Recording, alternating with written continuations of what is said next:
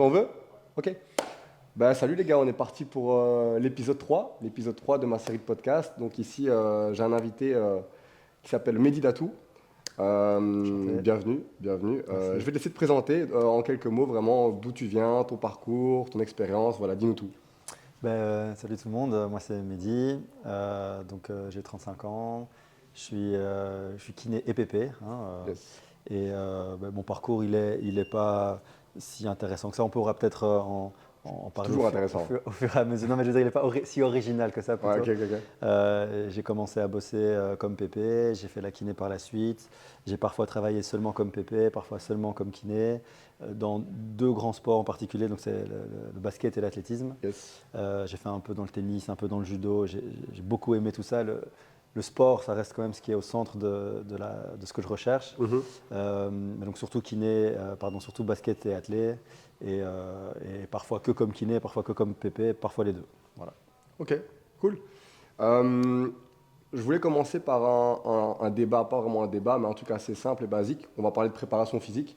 Donc juste selon toi, si tu sais définir juste la préparation physique, c'est quoi selon toi vraiment pour les gens vraiment qui nous regardent et qui disent ok la préparation physique c'est du coaching, c'est quoi vraiment? Si tu pourrais me définir assez simplement la préparation physique en quelques mots. On prend les mots, on prend Ouais, les deux mots, la préparation, on prépare le physique. ouais. Pour moi, sans chercher à faire de grandes définitions, Mhm, notre job, c'est d'essayer de préparer le corps d'un sportif aux contraintes de son sport. mhm, Le préparer pour être bon, le préparer pour éviter de se blesser. mhm.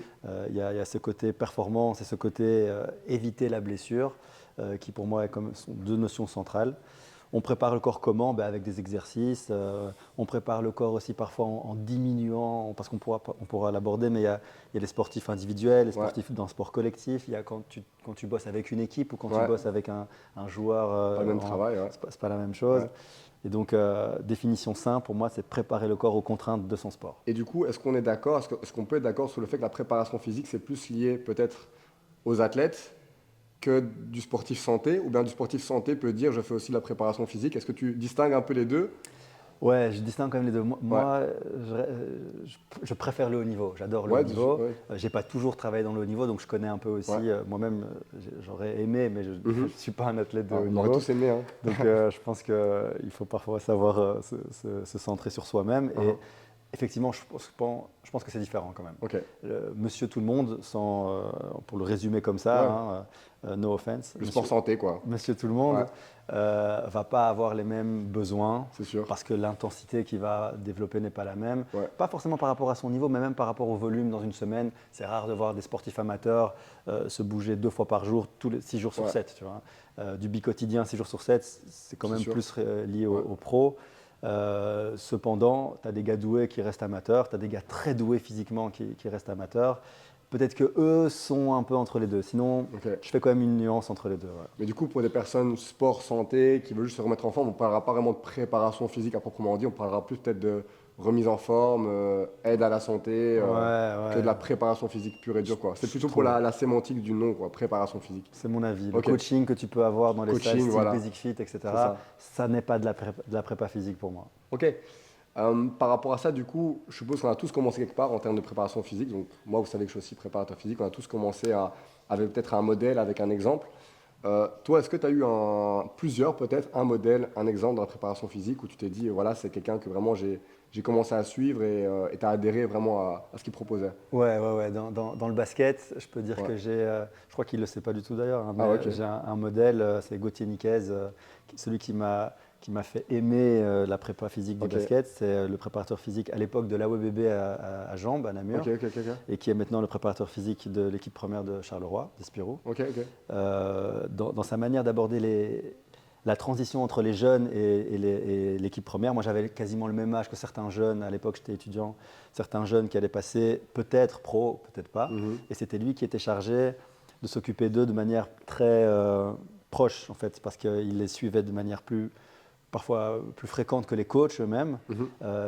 Et c'était l'oreille, quoi, le gars qui écoutait les joueurs, Écoute leurs active. craintes. Voilà, Ok, vraiment, j'ai bien. bien aimé son travail. J'ai été en stage chez lui pendant une demi-année.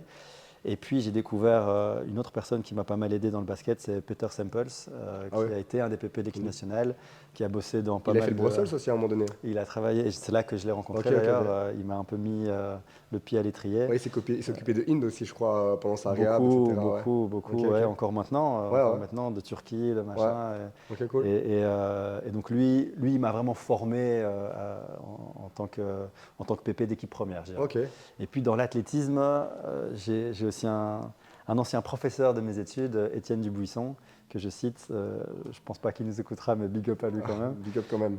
Lui était plus axé sport de combat, karaté, taekwondo. C'est bien surtout. de voir un peu tout. Et en fait, c'est grâce à lui que j'ai eu une vue un peu de mec qui s'occupait de sportifs qui devaient avoir de l'amplitude, de la souplesse, ce qui était parfois pas très tout le développé. travail de mobilité, si on peut un peu le résumer, peut-être. C'est exactement, Ok, ouais. et qui est un peu moins recherché dans le basket, tu vois. Ok.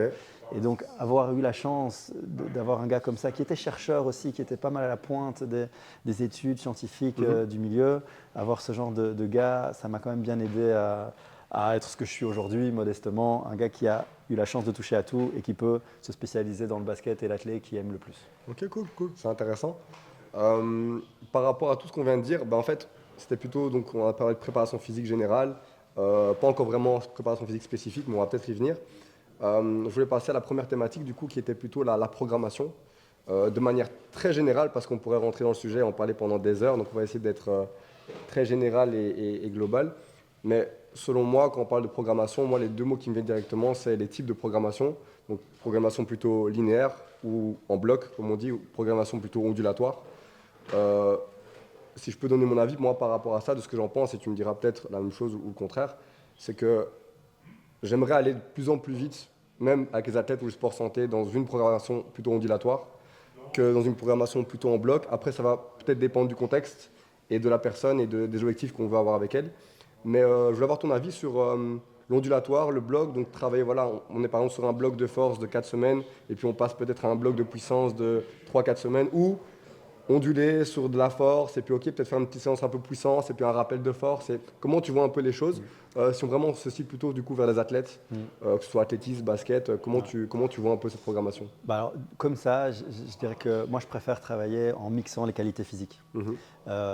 Néanmoins, force est de constater que quand tu te focalises sur une qualité physique, la force par exemple, et que tu l'entraînes pendant un laps de temps plus long, tu vas mieux la développer.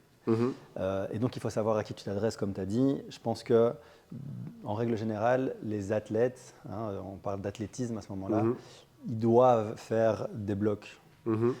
Ils font d'ailleurs des blocs sur des périodes qui sont étalées sur plusieurs mois.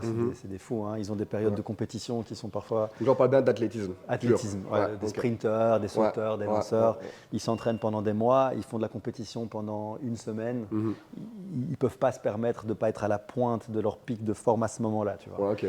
Des basketteurs, des joueurs sport collectif, mais donc en l'occurrence des basketteurs, ce qui nous intéresse le plus, les gars, c'est quand même des matchs tous les week-ends, parfois deux le week-end. Tu as un match de coupe, tu as un match de championnat, parfois tu as un match de compétition européenne qui va s'ajouter. Tu dois être un peu OK dans toutes les qualités physiques. Et le un peu OK, il doit se répéter toute la saison.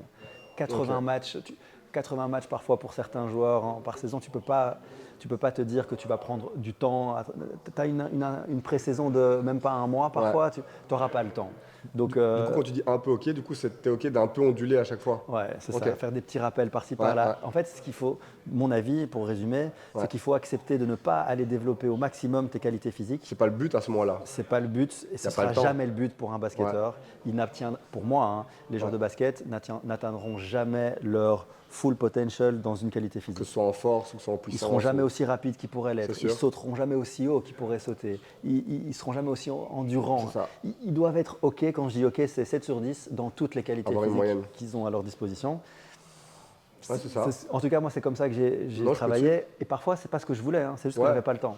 J'avais pas le temps, j'avais pas l'occasion. Après, je pense que s'il y a un maillon faible, si on parle beaucoup de, j'aime bien parler de maillon faible avec les athlètes, on peut toujours optimiser ce maillon faible et faire en sorte, peut-être pas qu'il devienne le maillon fort, mais que d'un 4 sur 10, il passe, comme tu dis, à un 7 sur 10. Complètement. Et ça, je te coupe, excuse-moi, mais c'est comme, par exemple, pour les qualités de joueurs en particulier de basket, le mec qui ne shoote pas bien, il doit shooter après les entraînements. Bien sûr.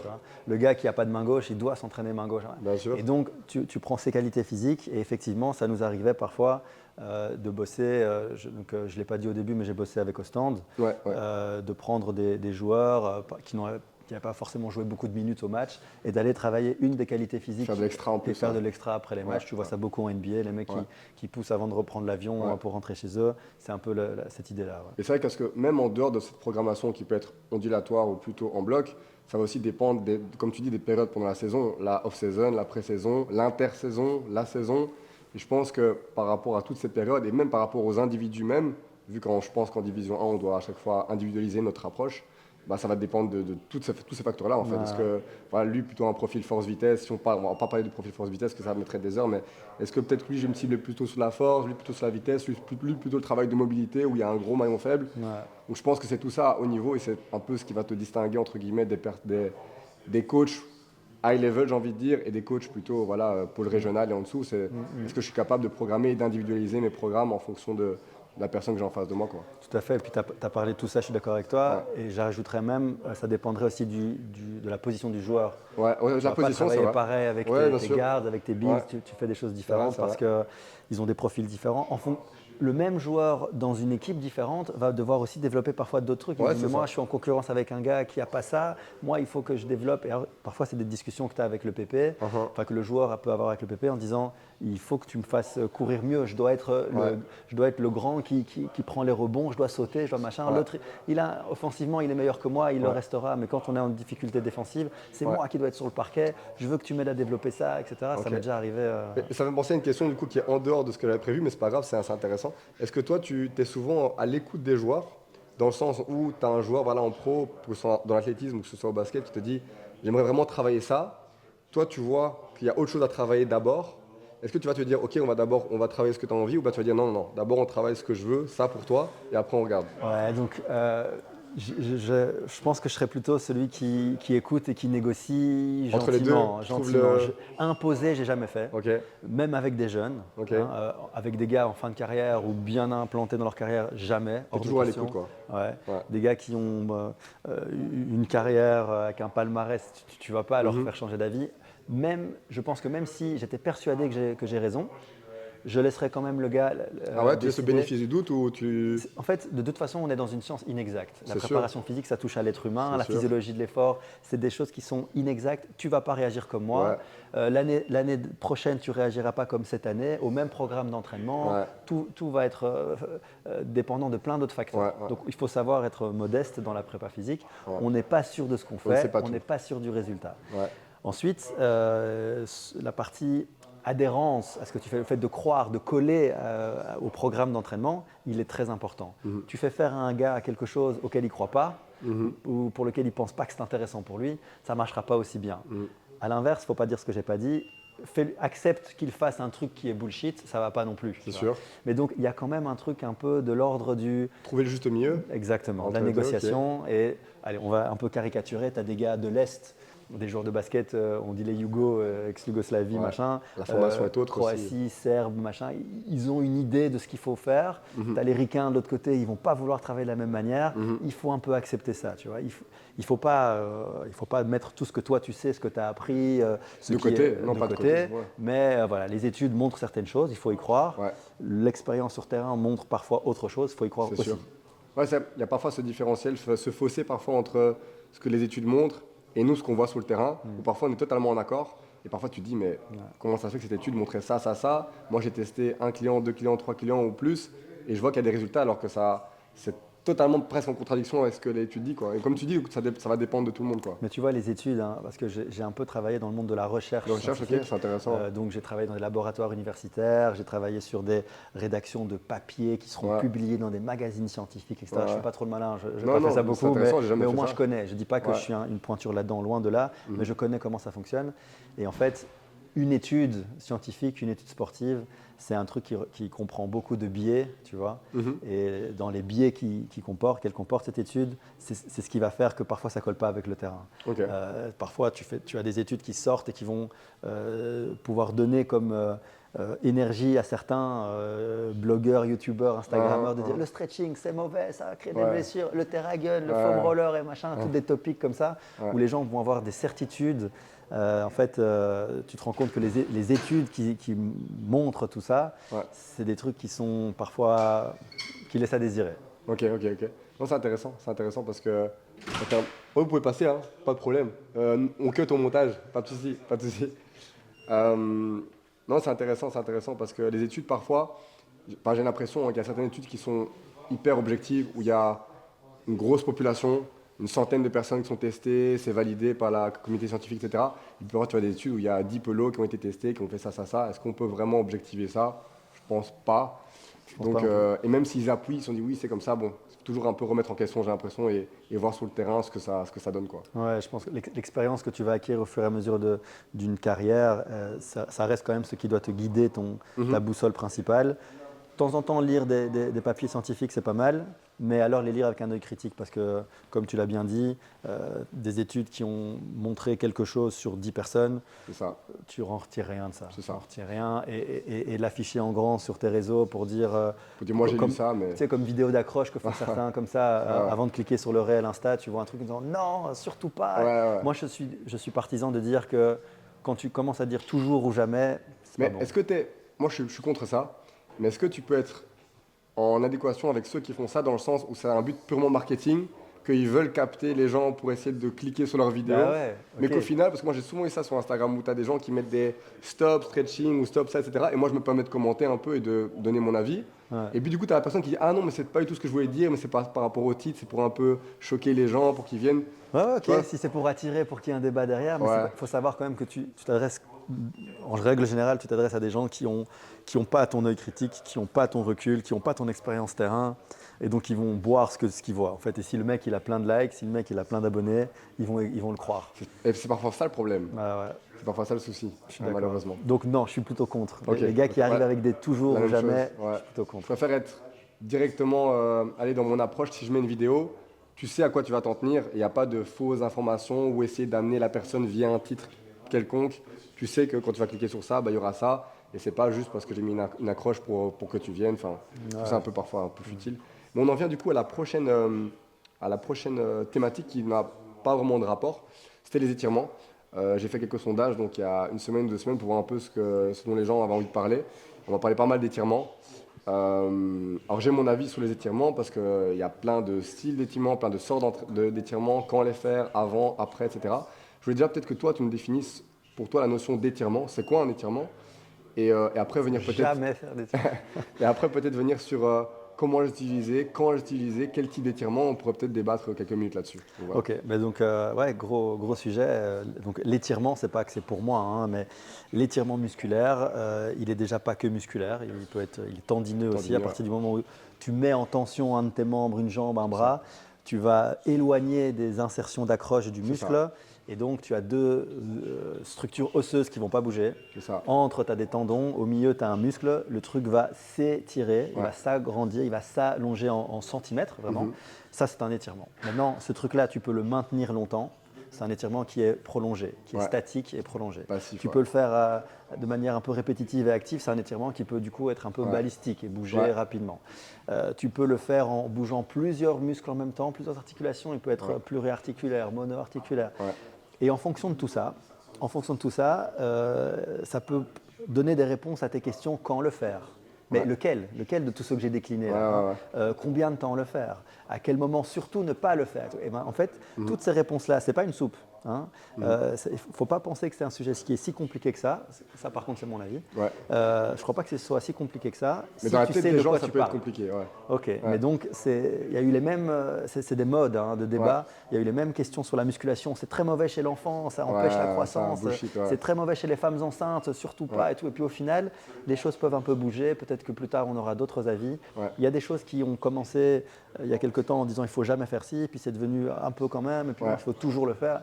On en a parlé, le juste milieu, mais là c'est plutôt de quoi on parle. Le stretching en soi, c'est un concept qui est déclinable. Donc tu ne peux pas commencer à dire il faut faire le stretching ou il ne faut pas faire le stretching. Il faut d'abord dire duquel type de stretching tu parles. Okay, donc moi je définis, tu étires le muscle, ok.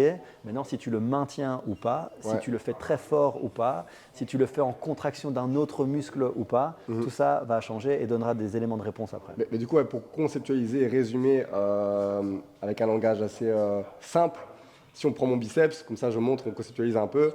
Ici, je vais contracter, on va rapprocher mes insertions proximales distales. Et ici, hop, je vais plutôt étirer, donc les insertions vont s'éloigner.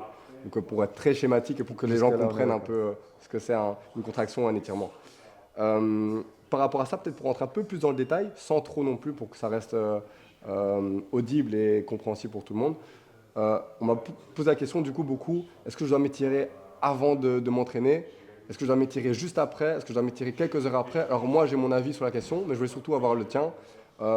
Les étirements, quand et comment? Plutôt avant effort, après effort, est-ce que tu en penses? Donc moi je pense qu'ils ont leur place partout. Selon le type d'étirement. J'interdirais dans un cas l'étirement, c'est après une blessure. C'est le seul moment où j'éviterais, où je proposerais d'éviter d'étirer une blessure musculaire. Dans tous les autres cas, je le dis oui, mais je dis alors lequel. Et donc, on commence dans l'ordre, avant un entraînement, on cherche à s'échauffer. Tu en as parlé dans un de tes podcasts précédents, l'échauffement, faire monter la température corporelle, tout ça. Le but est de se préparer à bien s'entraîner, une compète, un entraînement. Or, quand tu restes dans une position statique, tu ne te réchauffes pas en fait. C'est ça. T'es statique. Donc s'il ne fait pas très chaud, que ce n'est pas l'été, que tu n'es pas dans les tropiques, tu vas te refroidir plutôt. Tu n'es pas en train de suer sur place. C'est ça. Mais par contre, tu vas assouplir des structures, tu vas mieux aider des articulations à bouger les unes par rapport aux autres, une hanche par rapport à un genou, par rapport à une cheville. Si tu étires les muscles qui sont interconnectés là-dedans, tu vas permettre une meilleure mobilité, une capacité de mouvement entre les choses. Derrière, tu n'es toujours pas prêt à t'entraîner, mais au moins les choses bougent mieux. C'est un début de préparation. Voilà. Et si après ça, tu prends le temps de bien t'échauffer derrière, avec des articulations qui bougent mieux les unes par rapport aux autres, ton entraînement ne sera que meilleur. Donc, avant un entraînement, tu peux te permettre de faire des étirements si tu te réactives correctement. Des étirements que je disais statiques. Donc, tu peux faire des étirements statiques si tu prends le temps de réactiver après. Et puis tu fais ton entraînement.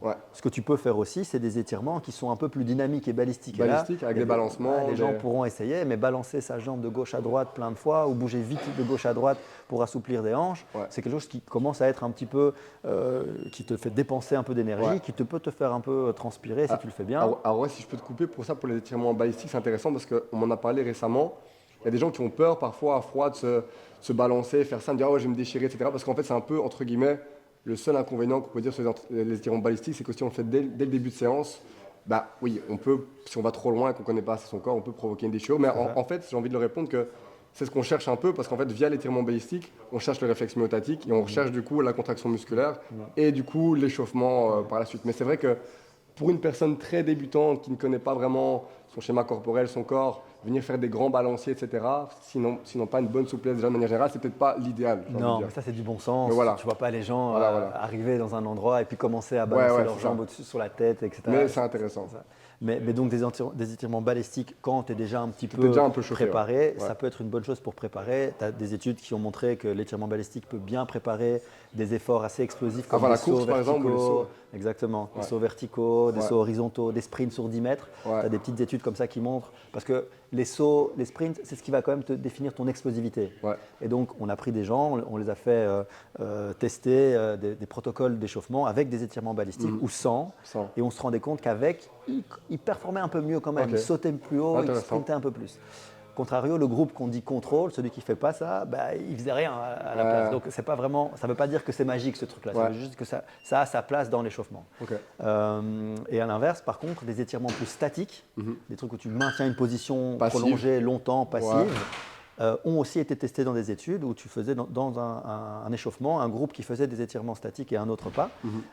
Et on se rendait compte que ce groupe étirement statique sautait moins haut ou sprintait pas. Mais il ne prenait pas le temps de se réactiver juste derrière. Il faisait juste ça. Et pourtant, donc là, on pourrait croire que l'étirement balistique est positif, favorable à la performance, que l'étirement statique ne l'est pas du tout.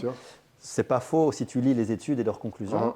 Et pourtant, si tu vas dans un stade d'athlétisme et que tu regardes un échauffement des sprinteurs, les meilleurs sprinteurs du monde, il y a quelques jours, il y a eu les championnats du monde d'athlétisme, Ouais. ils ont tous une période dans leur échauffement où ils Statique. font des étirements statiques. Ouais. Ils prennent des élastiques, ils tirent, ils se mettent derrière la tête et ils restent comme ça passivement pendant plusieurs Au minutes. début de leur période Au tout début d'échauffement, de leur échauffement. Ça. Parfois, ils vont même se faire étirer passivement par un kiné, un physio qui aura une table de kiné et ils sont là à écouter leur musique tranquille pendant des minutes. C'est très passif. Mais la différence avec les études, c'est que derrière, ils se réactivent et ils font un vrai échauffement, des skipping, des tapes, des déboulés et là, ils seront prêts à battre leur corps du monde. Tu vois. Donc, il ne faut pas croire que l'étirement statique est un ennemi.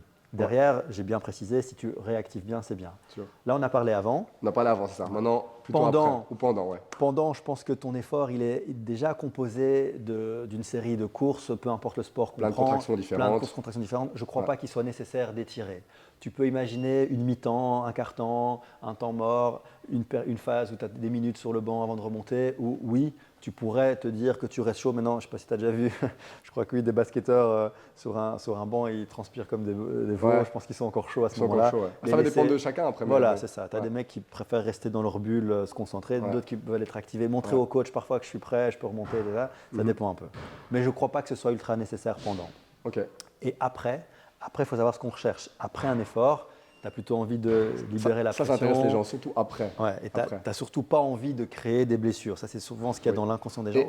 Est-ce que tu peux du coup y venir par rapport à ça? Le fait de ne pas créer de blessures, c'est intéressant parce que schématiquement, quand tu fais un effort, tu crées des lésions, tu crées de l'inflammation au sein du muscle.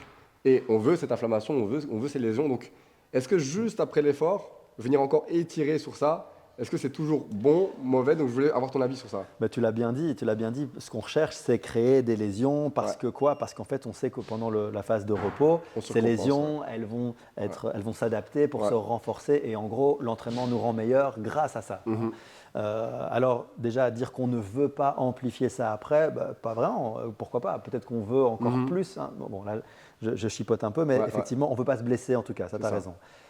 Penser qu'après un match de 40 minutes sur un parquet où tu as couru, tu as sauté dans tous les sens, que prendre une position de stretching et t'étirer va te blesser, je pense que c'est un peu penser qu'on est fragile. Hein? Bon, c'est déjà arrivé. Bien sûr. Il y a des gens qui peuvent se blesser en s'étirant trop vite, trop fort. Je crois quand même que raisonnablement, après un match de basket, tu as entendu les mots du coach, tu as bu un petit peu. Un peu redescendu. Tu es redescendu. Tu te poses dans une position qui va te faire du bien. Le stretching en soi, il va te soulager. Le stretching, il va soulager, à condition qu'il ne dure pas plus que 2-3 minutes par groupe musculaire, que tu n'ailles pas dans une position extrême d'étirement, mais plutôt tranquille d'étirement. Tout ça, je crois que c'est positif. Je pense que penser que c'est interdit, ce n'est pas vrai. Penser que ça va te prévenir d'avoir des courbatures le lendemain, etc., ça, c'est du bullshit aussi. Mais ça aussi, c'est intéressant. Parce qu'il y en a beaucoup qui me disent, quand je m'étire, le lendemain, je n'aurai pas de courbature, coach, etc. C'est intéressant. Si tu as fait une grosse séance, le lendemain, tu vas sentir de gros effets. C'est la physiologie. Par contre, ce qui est sympa, c'est qu'après un étirement, un enterrement, c'est autre chose. C'est RIP à ceux qu'on connaisse. Tu peux être tué à l'entraînement pour autant que tu es encore vivant. Tu peux avoir envie de te sentir mieux. Et là, l'étirement, on sait qu'il y a des boucles neurophysiologiques entre le nerf et le cerveau, le tonus musculaire, donc l'activité du muscle, que le fait de t'étirer va relâcher ça, temporairement. Tu penses qu'il y a aussi un effet placebo peut-être? Aussi, de se dire si je m'étire, je me relâche, du coup je me sens mieux. C'est possible, mais l'effet placebo, c'est un vrai effet. Oui, bien sûr. L'effet placebo, il est réel. Il n'est peut-être pas explicable par l'action que tu as posée. C'est ça le principe du placebo. Mais par contre, il est réel. Et donc, te sentir mieux en rentrant chez toi et te poser devant la télé après manger et te faire aller dans ton lit de manière plus relaxe, c'est bénéfique. Que le lendemain, tu sois quand même éclaté parce que tu as fait une grosse séance, c'est pas grave. Au moins, tu as passé une bonne soirée. Donc moi, je crois qu'on a parlé de l'étirement statique et dynamique, disons, avant. Hein, on a parlé, tu peux faire du statique si tu réactives après. Pendant, on en a parlé aussi. Pendant, on en a parlé. Après, en tout cas, le dynamique, je ne ferai pas parce que tu as fait ta séance. Ça pas grand-chose, Du statique, je pourrais le faire, mais j'ai dit pas trop longtemps, pas trop intense, et tu ne vas pas te blesser. Je ne crois pas que tu sois que tu es un fragile. Je partage. Je pense que néanmoins, la place de l'étirement passif, c'est plutôt à distance de quelque chose. Si tu veux vraiment prendre une séance d'assouplissement avec de la mobilité active, où là vraiment le but c'est, vas-y, je veux être plus souple, je veux me rapprocher mon nez de mes genoux quand je m'étire. Et peut-être du coup aller plutôt vers la plasticité, on peut peut-être appeler ça juste travailler sur les tendons. Exactement, changer la structure des choses. Pas d'excitation, pas l'activité, pas la sensation, mais vraiment le fait d'être plus souple. Ouais, de manière générale. Ouais, Ok. stretch, exact. Ouais, hyper intéressant. Je pense qu'on a fait le tour par rapport à cette avant-dernière thématique des étirements. Il reste combien de temps, Julien, plus ou moins sur la mémoire, la vidéo? Ok, on est bien, on est bien, on est bien. Sur les étirements, vraiment des trucs importants qu'on devait un peu pas corriger parce qu'on n'est personne pour corriger les gens, mais donner notre avis sur ça. Une dernière thématique qui me tenait à cœur et que dans les sondages, les gens sont venus vers moi pour parler de ça, c'était la prévention de blessures. Alors, de mon humble avis, je trouve que la prévention de blessures, c'est un peu un mot qu'on utilise à tout va. Prévenir blessure, mais prévenir quelle blessure, pourquoi, pour qui. Je trouve que juste déjà en ayant un sport collectif et en ayant la musculation à côté, déjà juste ça, c'est de la prévention de blessures, faire autre chose, selon moi. Je voulais un peu avoir ton avis sur, toi, la prévention de blessures, surtout chez les athlètes peut-être de haut niveau, athlétisme, basket. Qu'est-ce que tu en penses? Est-ce que la sémantique de la prévention de blessures, c'est bien utilisé, trop utilisé, chez les gens, mal utilisé? Qu'est-ce que tu en penses par rapport à tout ça? Mais donc, pour être pragmatique, moi j'avais des créneaux dans ma semaine de travail quand je suivais des équipes pro. J'avais des moments, des créneaux sur ma semaine où la thématique c'était prévention blessure. Donc, Ok. la séance était Donc dédiée tu à utilises quand même prévenir des cette blessures. sémantique prévention de Ouais. blessures. Ok. Ouais. Dans le programme qu'on envoyait aux athlètes, aux Ouais. basketteurs en l'occurrence, dans leur semaine, ils avaient des créneaux horaires pour ça. Ok. Et je faisais tout un tas d'exercices que je vais expliquer vite fait après. Et puis le reste, ils avaient des séances de fitness, de muscu pur ou de basket. Et je pense que les périodes où ils prévenaient le mieux la blessure, c'était pas dans ces séances de prévention blessure. Ok. Moi, je pense que les moments où on essayait de les rendre les moins fragiles. Hein. Ouais. Est-ce que tu fais partie de la team du coup antifragile? Ouais. Vraiment cette team où on va dans des Ouais. positions extrêmes, on Ouais. essaye de. Ok. Carrément. On est dans la même team. Ouais. Moi, Ok. je pense que les gars, on les rendait les plus solides, les moins Ouais. fragiles, quand je faisais autre chose que de la prévention ça. de blessure. Quand je faisais de la grosse muscu, quand je Ouais. faisais des grosses séances de sprint, quand Ouais. ils faisaient des gros entraînements C'est ça. contact basket. Là, ils prévenaient leur blessure. Parfois, c'est là que le risque de blessure est le plus grand. C'est Ouais. là que la blessure pouvait arriver aussi. Après, c'est un bon échauffement, bon ci, bon ça, bon. Voilà, c'est ça. Ouais. Donc la blessure, elle est de toute façon multifactorielle. Déjà, j'aurais peut-être dû commencer par ça. Penser qu'on peut éviter à 100% la blessure, Ça c'est n'existe une pas. utopie. On Ouais. n'arrivera jamais. Ouais. Dans les sports d'équipe, les sports de contact encore Ouais. plus, les sports à haute intensité, donc quasiment Mais de toute façon, tous les à sports. haut niveau, on le voit, hein, ils ont les meilleurs accompagnants, préparateurs physiques, kinés, ils ont tout. Et tu vois des ligaments croisés, tu vois tout. Tu Donc, peux mettre des milliers de dollars, comme ça. font des millions parfois. LeBron, il a remis en question ce chiffre dans la Ouais, série Netflix, ok. mais tu peux quand même mettre des gros moyens, T'es jamais à l'abri. T'es jamais à l'abri. Ouais. Cependant, préparer un maximum ton corps, L'optimiser. optimiser, ok. Il y a quand même des études qui montrent, pour reparler un peu d'études, que Ouais. la meilleure manière de ne pas se blesser d'une déchirure aux ischio-jambiers, Vas-y, chaud, précis. Ouais. C'est le sprint? voilà, bah, tu Ok. m'as coupé, c'est exactement ça. Ouais. J'allais dire que Mais je voulais voir si c'était- quand on sprint, on risque de se blesser. Et l'exercice qui prévient le mieux cette blessure, c'est de sprinter. Ouais, ça Alors, tu pourrait dis, être non, mais attends, paradoxal, ouais. qu'est-ce qu'il raconte? C'est complètement contradictoire. Ben, en fait, pas du tout. Tu prépares, c'était ta question première, la Ouais. définition. Préparer à, c'est faire en fait. C'est Ouais. faire. Et c'est pas faire autre chose. Je vais pas tellement. Si c'est trop différent, si tu fais du ski pour préparer Ouais. du trampoline, c'est que tu es à côté, tu vois. Mais c'est intéressant sur les issues de te couper parce que il y en a qui peuvent se dire oui, mais j'ai peur de sprinter trop vite, etc. Parce qu'on parle souvent des blessures aux ischio-jambiers, surtout chez les footballeurs, les basketteurs. Est-ce que quand ils doivent faire une séance de sprint, que ce soit dans un stade ou que ce soit sur un tapis incurvé, peu importe, est-ce qu'ils doivent courir en mode je suis poursuivi par un lion et je dois donner ma vie? Ou bien il faut quand même que j'ai cette petite réserve de contrôle et de coordination? Comment tu vois un peu la chose? Donc, encore une fois, ça dépend à qui tu Ouais, t'adresses. Hein. Mais si tu es dans une séance de performance, il faut qu'il imagine un lion derrière. Ah, c'est ça, ok. Il faut qu'il imagine un lion derrière. Par contre, c'est à toi, c'est ton job, c'est notre job plutôt, Ouais. de lui donner suffisamment de récup avant son effort Sûr, d'après. sûr. De t'assurer qu'il a fait un bon échauffement pour pouvoir le Sûr. faire. Hein. Et peut-être que l'échauffement, ce sera faire la course contrôlée en numéro 1. Si tu lui demandes de faire 3 fois l'effort, la première peut être contrôlée et les 2 et 3 peuvent être des trucs vraiment à fond de Ok. balle. Il y a un petit chiffre comme ça, hein. Il y a plus de 95% de la population, 95% si tu as des Français qui te regardent, Ouais. plus de 95% de la population qui ne sprinteront plus jamais après leurs 25 ans, hommes et femmes réunis. C'est Ok. encore plus vrai chez les femmes. Ouais. Mais t'imagines, 25 piges, les mecs plus jamais de Ouais, leur ouais. vie ils vont sprinter. Ça va pas, tu vois, ça va pas. Donc il y a des choses qu'il faut remettre un peu à leur juste place. Quand tu décides de faire sprinter tes gars, il faut qu'ils sprintent. Ouais. Il faut qu'ils sprintent. Et donc, s'ils sprintent à fond dans leurs efforts de compétition, de match, et que toi, tu leur dis hey, chez moi, tu fais tranquille, bah, tu ne les prépares pas bien à l'effort. Ouais, c'est ça. Ils ne peuvent pas reproduire un effort max si tu ne l'as pas vu un minimum pendant l'entraînement. C'est C'est ça. pas compatible. C'est Ok, ça. totalement d'accord avec toi. Je ne sais pas si on a fait le tour par rapport à la prévention de blessures. Si tu voulais rajouter quelque chose, une idée que tu as en tête Ouais. Je pense que ce que je voulais peut-être rajouter, c'est qu'on on met quand même beaucoup de lumière sur plein de petites techniques qui vont aider à mieux récupérer. Parce qu'on a parlé blessure, mais la récup fait partie Ouais, de ces éléments pour éviter la blessure. Et il y a un schéma, une métaphore que j'aime bien, c'est celle de l'iceberg, avec tout ce qui existe pour prévenir la blessure, que ce soit en matériel, par exemple, on a parlé du foam roller, ah ouais, ça, on du pourrait y venir. pistolet de On massage, pourrait y venir, ouais. des bottes de récup, Compression. de Ouais, compression, alimentation aussi, les shakes de prod, de récup, de tout ça. Tout ça, je pense que ça fait partie de ce qui est émergé de l'iceberg, de ce qu'on ouais, voit. ouais, Alors que la plus grande partie de l'iceberg, ça devrait être juste simplement l'hydratation avec ouais. l'alimentation que je mets Dormir. ensemble et le sommeil. Ouais, En fait, si tu as ces deux choses-là qui sont bien dosées, tu dors bien, tu manges ouais, bien et tu bois bien, derrière, tu es au mieux pour ouais. ne pas te blesser. Mais ça, il y a beaucoup de gens et beaucoup de, que ce soit des athlètes ou même des personnes lambda, je mets des guillemets, qui optimisent leur récupération, enfin qui pensent optimiser leur récupération parce que ouais, ils ont des massages, foam roll, ils vont faire de la cryo tous les mois.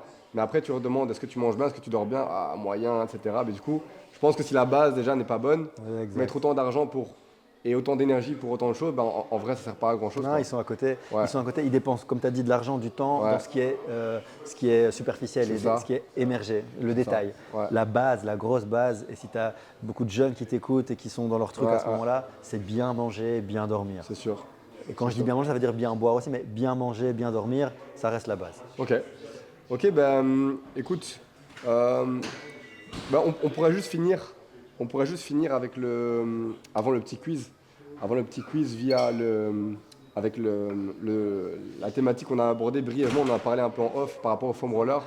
Enfin, je t'en ai parlé un peu sur Instagram parce que j'avais une vidéo d'un kiné, j'avais même réagi, il m'avait répondu aussi, qui disait que oui, le foam roller, donc c'est les rouleaux de massage, hein. Schématiquement c'est les petits rouleaux, il y a différentes formes de rouleaux, grands, petits, des pics, sans pics. Est-ce qu'on le fait en échauffement? Est-ce qu'on le fait après? Lui était catégorique dans son discours. Il disait C'est pas un pas de échauffement. foam roll avant. Pas de foam roll avant, après pour un peu relâcher. Parce que oui, on a parlé de montée en tension progressive, surcharge progressive, montée en température corporelle, etc. Et moi, j'avais lu certaines études dont je ne retrouve plus le nom, mais il faut absolument que je les retrouve. Je crois que c'était Olivier Boilet qui avait trouvé ces études-là, et donc il faudrait que je regarde qui disait que pour un gain en mobilité et un gain en souplesse, donc avant un effort où tu devras atteindre certaines amplitudes de mouvement en termes de mobilité et souplesse, il était bien et bon de faire entre 5 et 15 minutes de foam roll sur différentes zones musculaires et que ça pouvait potentiellement aider à ça. Je voulais voir ce que tu en Ouais. penses par rapport à ça. Alors, ce que j'en pense est nuancé, mais en tous les cas, le gars, parce qu'effectivement, tu me l'as envoyé la fois passée, Ouais, il a une accroche où il ouais, dit ça n'est pas un échauffement, ça n'a pas sa place dans ouais, l'échauffement, ça est après. C'est une phrase d'accroche. Je ouais, crois que le mec, si tu l'invites et que tu lui poses la question, il ouais, sera peut-être plus nuancé dans ouais, son ouais. propos. Mais c'est ce qu'on disait, est-ce que c'est bien de faire ça ou pas pour accrocher? Et parfois, c'est mieux de laisser je dirais, la masse des gens dans une croyance qui n'est peut-être pas tout à fait exacte, mais qui au moins va être bien interprétée, à savoir ne fais pas ça, fais ça. C'est pas très grave Ouais, s'ils y croient du moment que c'est pas mauvais. ouais, c'est ça. Et si parfois ils pigent qu'en Ouais. fait c'est pas très grave que tu le fasses quand même un peu avant ou un peu à un autre moment, il n'y a pas mort d'homme. Je pense qu'en tous les cas, c'est pas contre-productif. Ouais. Donc maintenant Ouais, mon avis ouais, ton avis, précis ouais. sur la question, Ouais, c'est que penser que quelque chose d'autre, quelque chose d'extérieur à toi va te faire gagner en mobilité par exemple, moi j'y crois pas. ok. Donc le foam roll, donc tu t'assois sur le rouleau de massage et tu commences à osciller sur Ouais, ta fesse, ta cuisse, ton mollet pendant plusieurs répétitions. Tu as parlé de plusieurs minutes en fonction du ouais, protocole. ouais, Euh, je pense que seulement ça n'est pas suffisant dans un évidemment, pas échauffement. seulement ça, on est Par d'accord. contre, ce qui est sûr, c'est que si vous l'avez déjà fait, vous le savez les gars, ça fait parfois très mal, c'est très inconfortable. Et en Dépendant fait, des gens, ouais. la pression que tu es en train de mettre dessus, comme un pâtissier qui est en train de Ouais, pétrir son pain, un boulanger plutôt, va avoir des impacts neurophysiologiques. Ça, c'est certain, ouais, ça a été étudié. ouais, Tu changes des choses. ok. Tu changes des choses, tu malaxes le muscle, ça le fait chauffer. Ouais. Ta position, souvent, tu es en appui-coude, presque en gainage T'es en latéral, gainage, c'est ça, en ouais. train de bouger. Ce qui est certain, c'est que 15 minutes de foam roll sous ta cuisse, tu transpires. Hein. Ouais, Donc, ouais, c'est sûr. tu as augmenté ta température corporelle, la Donc, viscosité. il y a une activité, quoi. Voilà, il y a quelque chose Ouais. qui se passe. Ouais. Maintenant, tu aurais pu le faire sans le foam roll, juste bouger comme ça, peut-être que ça aurait le même impact. Ouais. Le faire après, effectivement, parfois les gens te disent ouais, j'ai l'impression qu'il faut aller appuyer là, et c'est une bonne manière d'auto-massage pour eux-mêmes, Ouais. d'aller appuyer sur la zone qui fait du bien. Clairement, moi je vois sa place dans les deux, avant et après. Comme tout à l'heure, je nuance juste en disant si tu fais que ça avant, c'est pas bon, il faut réactiver derrière. Si tu fais ça après, dans une idée de relâchement, c'est bien Ça aussi. peut être avant, du coup, si on schématise, en complément d'un Complètement. échauffement complet. Complètement, c'est ça, Ok. je suis d'accord avec ça. Et pour la petite anecdote, on n'est pas dans le foam roller, on est dans le pistolet de massage, Ouais. le Theragun et autres Ouais. marques.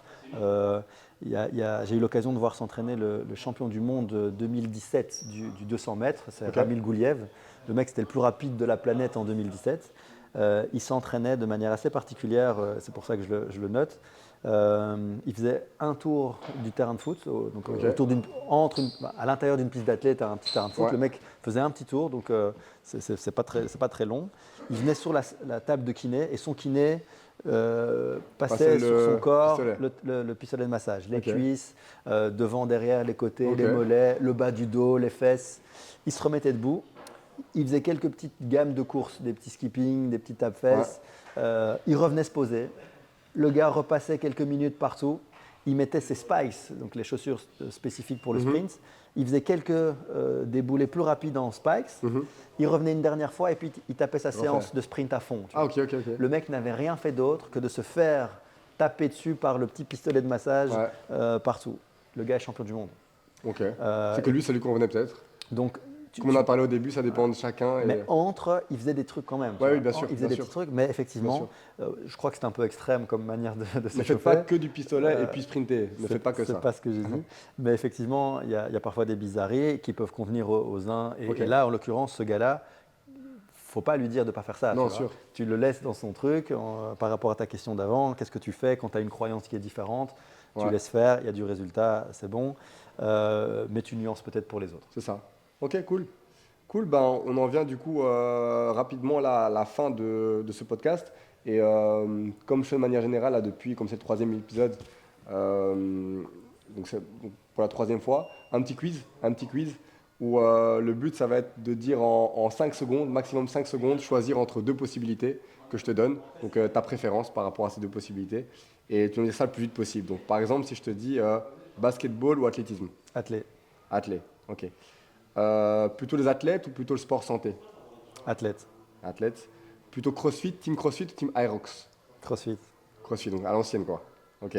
Plutôt marathon, donc à allure lente, pour ceux qui ne voient pas ce que c'est un marathon, ou plutôt sprint? sprint sans hésiter. Sprint. Muscu en salle, donc poids, haltères, etc. Ou plutôt poids du corps à la maison? Non seulement en salle et gros poids, grosse charge. Ok. Maintenant plutôt nutrition, plutôt pâtes ou riz? Pâtes, Pâtes. Plutôt burger ou pizza? pizza, Pizza, ok. Plutôt Netflix and chill ou plutôt cinéma? cinéma, Cinéma. Plutôt foot ou plutôt basket? basket. Deux sports co. Ok. Bon, on terminera là-dessus. En tout cas, un grand merci d'être venu parce que de base, on ne se connaît pas du tout. Hein.